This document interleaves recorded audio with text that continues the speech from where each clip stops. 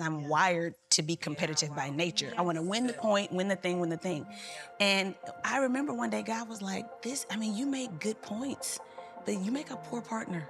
It's like, this is not good for partnership. You cannot always need to win because when you win, you isolate. That's right. When you say, I've made my point, or I've won, or I don't need you, okay, but I didn't call you to independence.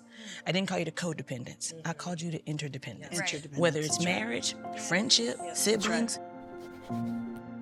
When I think about partnership, I do think some of us, as you all have shared, are blessed to have some friendships that are partnerships. I don't know that every friendship is a partnership.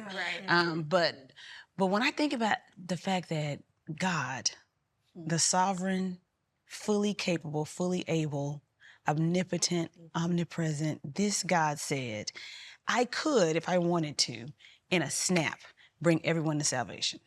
But what I'm going to do is partner with you, those that fell asleep in the garden, those that denied me, you that messed up, you that didn't believe till you touched it and felt it.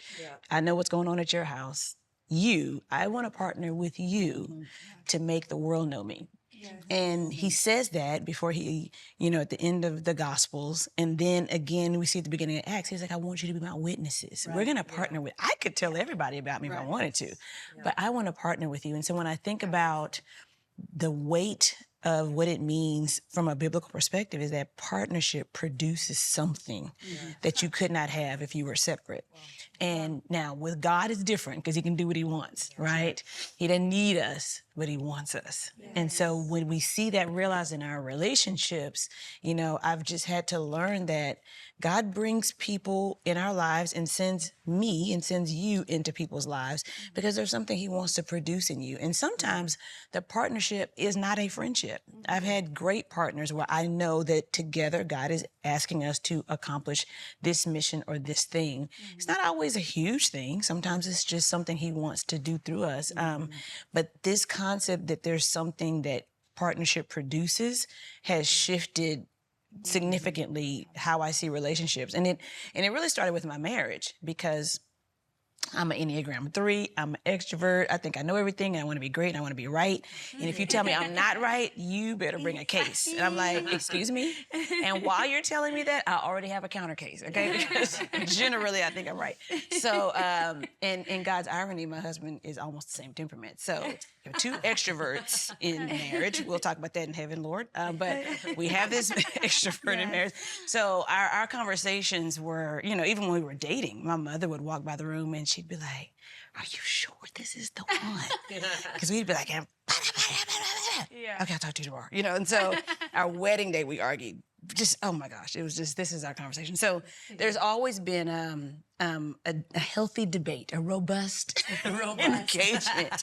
And I think it took me a while to understand that this wasn't something competitive, but that God had brought us together and all of our crazy, and it was complementary. And it took me a long time to realize that because I'm wired to be competitive by nature. I want to win the point, win the thing, win the thing.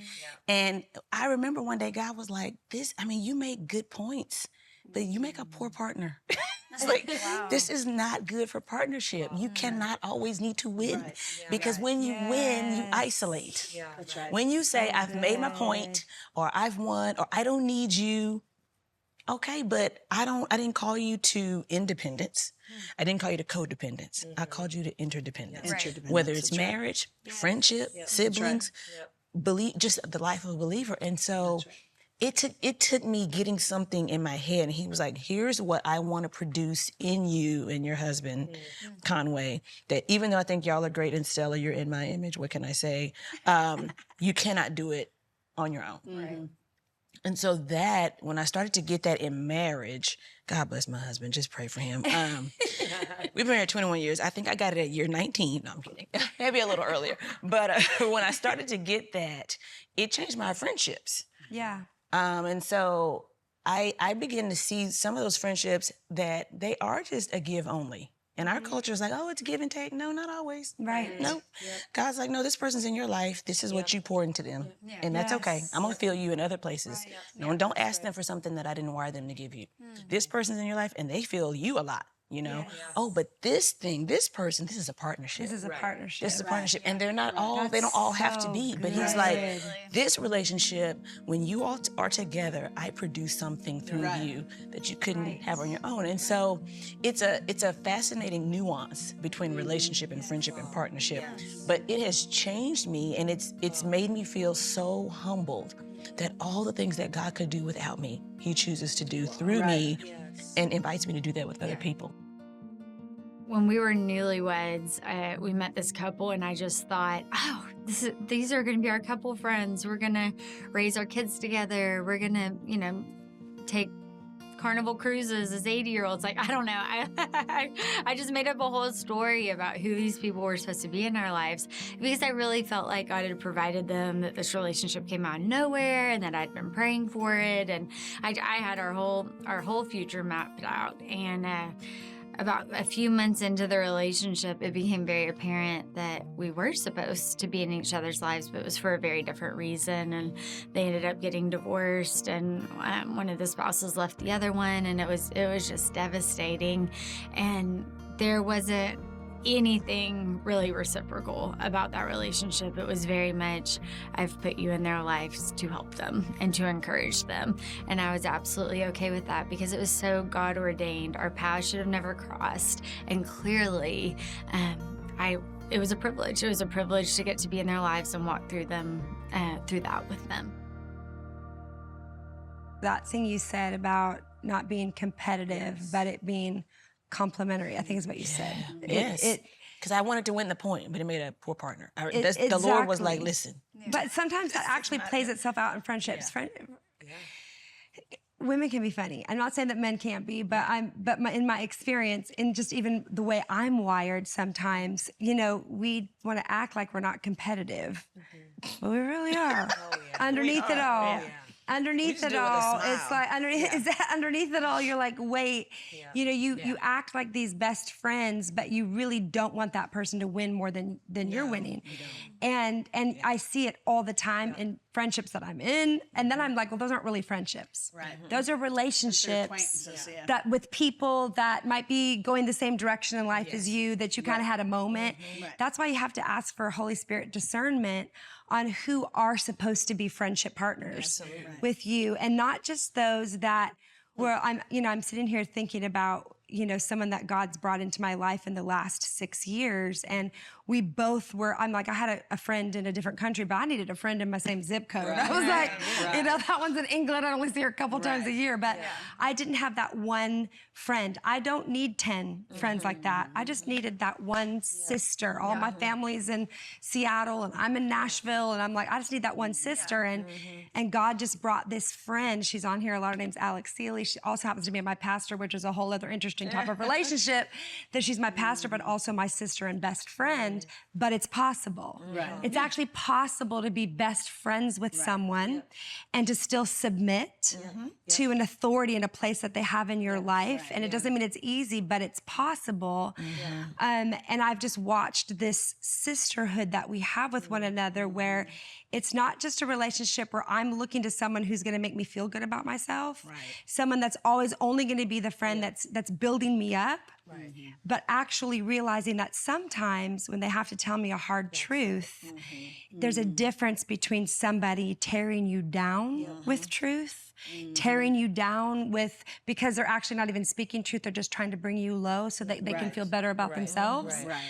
And somebody who actually is doing it because they love you so much that they're speaking the hard truth to you. And that's one of the beautiful partnerships of friendship that I've learned in this season, is the difference between someone telling you the truth in love and someone actually trying to tell you the truth that might not even be the truth, but they're doing it saying it's in love. Oh, it's because I love you and I'm just trying to help you, but actually because they're trying to keep you low so they can elevate themselves. And that's where discernment comes in about who you're willing to partner with. You're not supposed to partner with every friend. I think it's prayer and discernment and looking for what God might be doing in your life. Does it align with what he might be doing in the other person's life? And an affirmation of your community. I think all the ways we make good decisions still apply when it comes to partnerships. I think some friendships God just calls because there's a person who has a deep need or needs encouragement, and you're a great encourager, and he may put you together for a season to help them through something, or a friend that allows you to become better at understanding your feelings, or it could be so many reasons that God brings us together as friends. But the partnership to me is a much more intentional type of friendship. That means, hey, I'm serving a purpose in your life that moves you toward God's mission or plan for your life. I have several really good friends, and 2 or 3 of them have become partners for me because we're both on the same path when it comes to ministry. And so we get to work together and kind of pour into each other. And aside from the fun girlfriend stuff we do, and aside from the friendship sharpening, we actually partner toward the mission that God has called us to, because it's interwoven. And so I think you have to be prayerful, because sometimes we're tempted to partner with people because it seems like they would benefit us or be a great opportunity, and it is not where God is leading us. So you have to be careful with obviously who you choose as friends, but at that other level, who you allow to become partners in your life, because they're going to affect the mission. They're going to affect what you accomplish. I had this series of dreams where I was going to church, and I had a shower caddy with me and a towel and a change of clothes.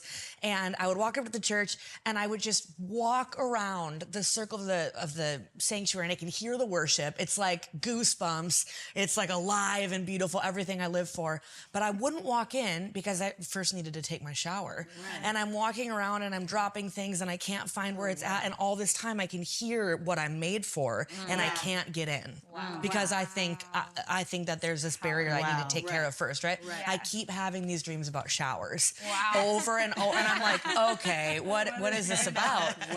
When it ended, the last dream I ever had, I had not met Christine yet, but I knew she was the worship pastor, and I had this portable shower with me, like a porta potty, but it was a shower, and it's this giant blue thing, and I have a rope, and I'm pulling it behind me, and I go to her kitchen, and and she goes, you could leave that right there if you want, and I'm like, she can tell I'm hesitant, like I might need it.